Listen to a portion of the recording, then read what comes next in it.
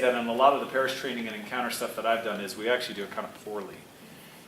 If you're here to talk about good content for small groups, I'm actually not going to talk about that because content is easy. It's actually content's super easy. Get a book. There's one called the Bible that Catholics are actually allowed to read and talk about. So like content is actually super easy. Hot topics. There's so much. I guess I don't want to spend a lot of time. If you want a really good one, Cardinal Pilarczyk wrote a book called Live Letters, which were all of his homilies on the second readings in the lectionary cycle. Crazy good small group content. So sometimes your small group can be like a lectionary Bible study, where you just have like the upcoming gospel and you talk about it. Also super good, stupid easy, okay? But to talk about the second reading is pretty fun, because Father's probably going to talk about the gospel for the most part, and you're building a little extra oomph into your discussion. So there's good stuff like that. But here's the thing. What was the name of that again? Live Letters. Okay, thank you. Cardinal Pilarczyk, spelled P-I-L... Okay? Yeah, good stuff. We'll talk more about resources later. These are my kids. This is Madrice, Lily, Joelle, Ainsley, and then this is my little Down syndrome girl, Gwendolyn. She rules the roost and destroys all of her toys. They're fantastic.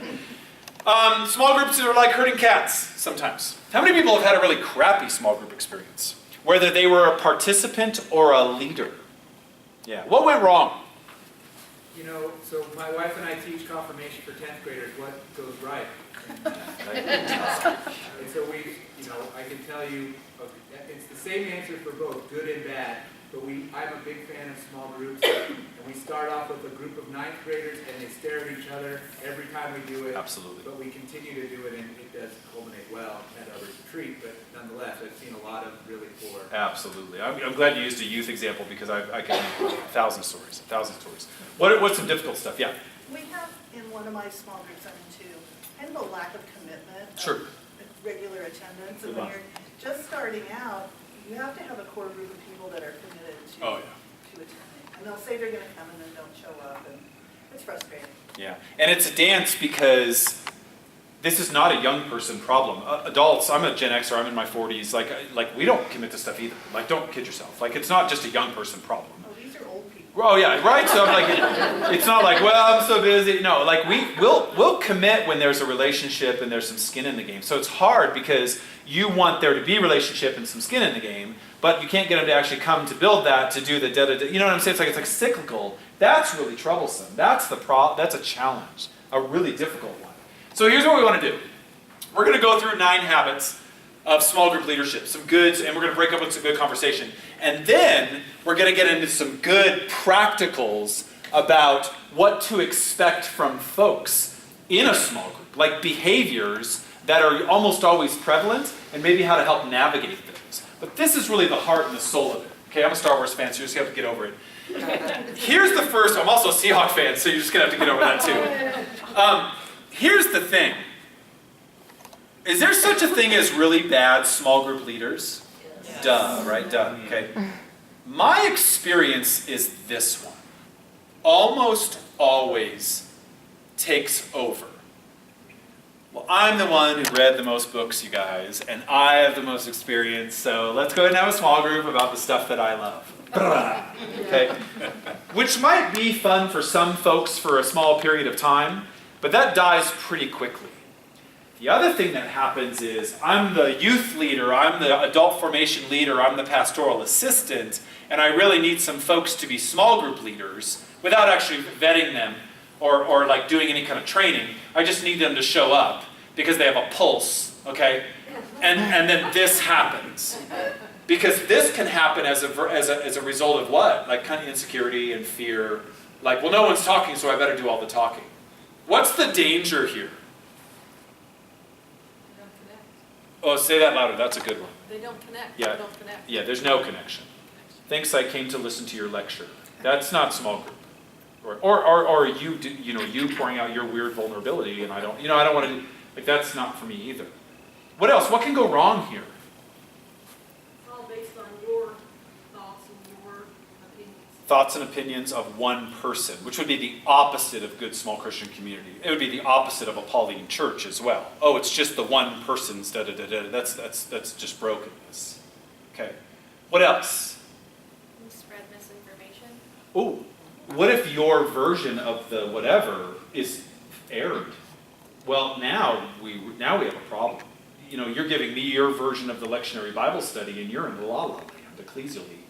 Now we really have a problem. Okay. What else? Lack of relationship. Yeah. Connectivity, but there's more than just that. There's the actual opportunities to relate to one another. The idea behind small group is to develop great what? Co-community. Within community. If it's all just that's never happened. Both spoken and unspoken, by the way. I want to be really clear about that. And actually what goes unspoken when somebody's a blabbermouth is anger. People are all like, oh my gosh, you know, and then they're done. And then that community has kind of like some scar tissue and no one wants to return to it. Okay? This is a big one. This is a big one for us as small group leaders, small group participants, and maybe pastoral leaders to teach folks. Don't do all the talking. In youth ministry, which is really kind of my wheelhouse, I kind of come out of that. What I would say to a small group leader in a workshop is, talk as much as the person who's the quietest in your group. Now, there's a difference between leading the group in discussion and like saying, hey, we're going to go this direction. But then in reaction, there's a way for you to gauge your participation by just waiting. And we'll talk more about silence in a little bit. So there has to be limits to how much discussing and talking and owning of the moment that we actually do. Okay? There has to be, right? Number 2, right? You knew that was coming. How many people, let's be vulnerable for just a minute because I'll raise my hand. How many people just don't do well with silence? Okay, right? So you're in the small group and like you have a really good small group leader and they ask like a non-rhetorical question like, hey, so, you know, how is the Lord really working in your life this week? And then they stop. And it's just, right? Literally, like, how many people are like, I went to Mass. And then, because they can't handle the silence. How many people would be like the opposite of that? They'd be like, no. Like, I'm comfortable with silence. Okay? This has to be taught. Especially with young people. That there's just no silence in our young people's lives. We have to teach them. Okay? As a leader or a participant, this is a big deal. Guys, this is you want to talk about radical traditionalism. This would be at the core of radical traditionalism in the church, would be to shut your mouth and just be. I don't think we do this very well. I told a story at one of the breakouts, like we started to implement 15 minutes of silent prayer at the end of every single youth ministry gathering. Youth, 7th through 12th grade. Oh boy. 15 minutes. It was awful. I mean, like it was bad. And then it was unbelievable.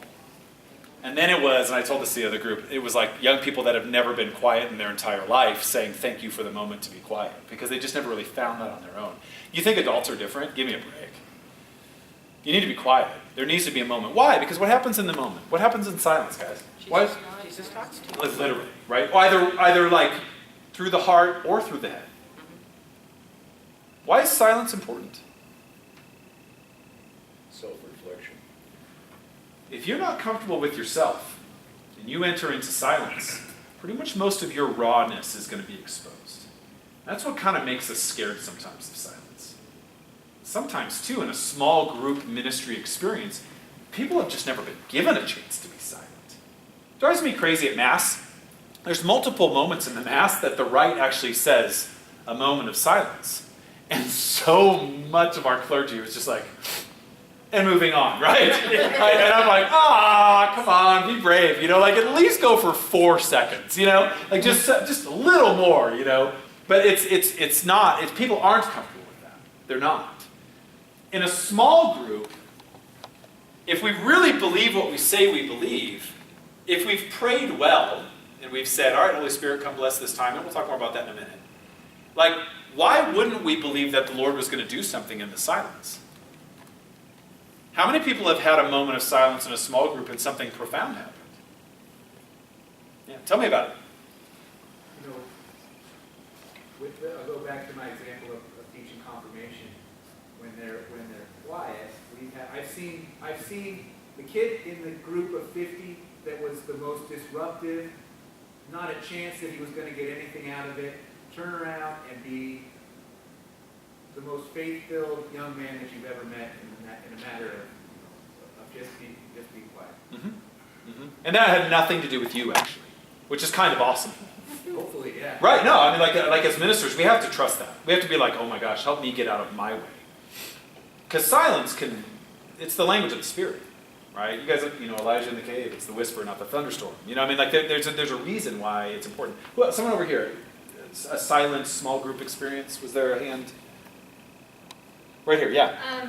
Yeah, I like Reed was saying, because I teach, confirmation that age too.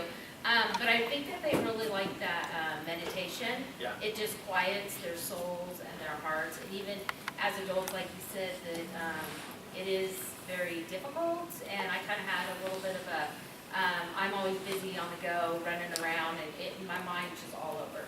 And my daughter's been sick, and so she had a wound that hadn't healed over a year.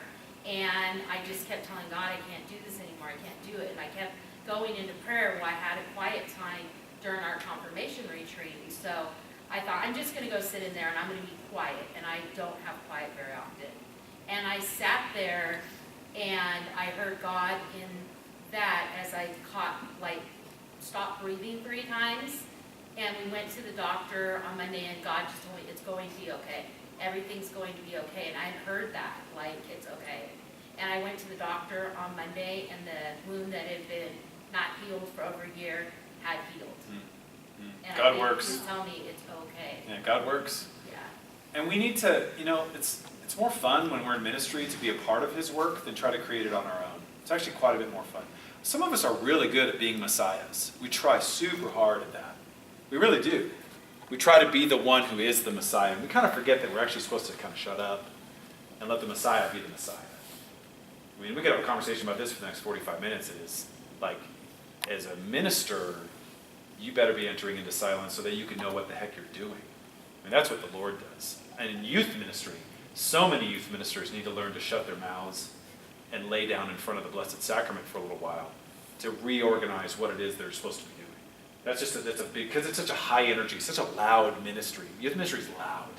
We have to be like, shh, wait a minute, there's more. The Lord's going to do something here. Yeah?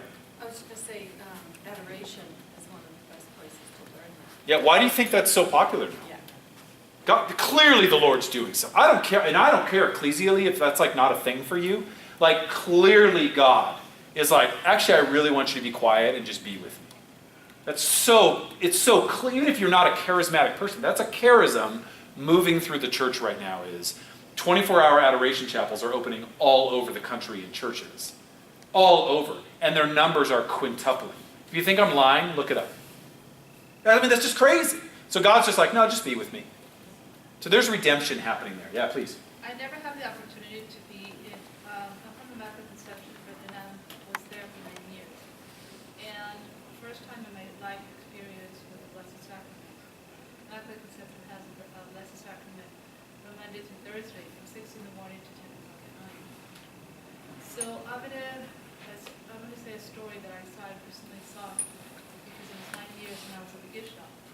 I remember there was this gentleman, and people who live in Reno must know this gentleman. He's a homeless. He was everywhere, this homeless. And one day he came to the Immaculate Conception, and he didn't come inside. He was outside under a tree and enjoyed the shade. And he used to enjoy that, and he used to stay there very often. Within a period of 3 years, I saw the transformation from his mind that he just lost. He didn't have no control of his mind, just think different things, just completely to transform, and he got his dignity back as a human being and as a son of God.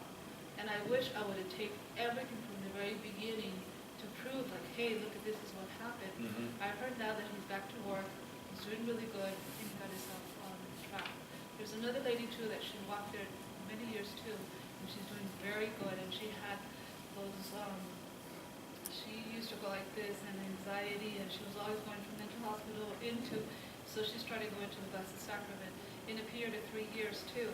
Now she's really calm, she's controlled, and it's completely transformation from 1 to 2. And she used to go very often, half a day for 3 years. You see the transformation and you see the miracle. And why should we be surprised by that? Honestly, like, I mean, I don't know what the story is here. I don't really know the reality of the Reno Diocese in the context of this conversation. But I do know this from my travels is it's gross to me that this idea of silence and the Blessed Sacrament are actually considered a quote-unquote conservative movement in the church, which is just so stupid to me. So I'm like, wait a minute. First of all, that's a political term, and I have really no use for it. And second of all, like, Christ wants his body, wants to be present physically to us. That's very Catholic. That's just who we are, right? Eucharistic people. So to just be with him in quiet, of course that makes sense. And of course he's going to target young people especially and say, hey, let's just be together. I mean, it's unbelievable. Have you guys ever been to a National Catholic Youth Convention, NCYC in Indianapolis? That's 24,000 teenagers in a football stadium, and they do adoration, and you can hear a pin drop. And there's spiritual healing going on there. There's vocation being stirred in the hearts of people. Why would it be any different in the context of ministries that we can be a part of to let silence become a part of those ministries? That's a big deal. It's a big deal, okay? And then there's this. What's the difference between hearing and listening?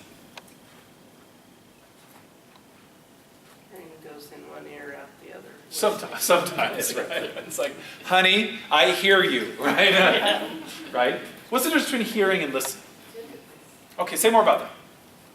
To not be thinking of an answer while someone's talking. You need to listen and absorb what they're saying before you react. It really matters.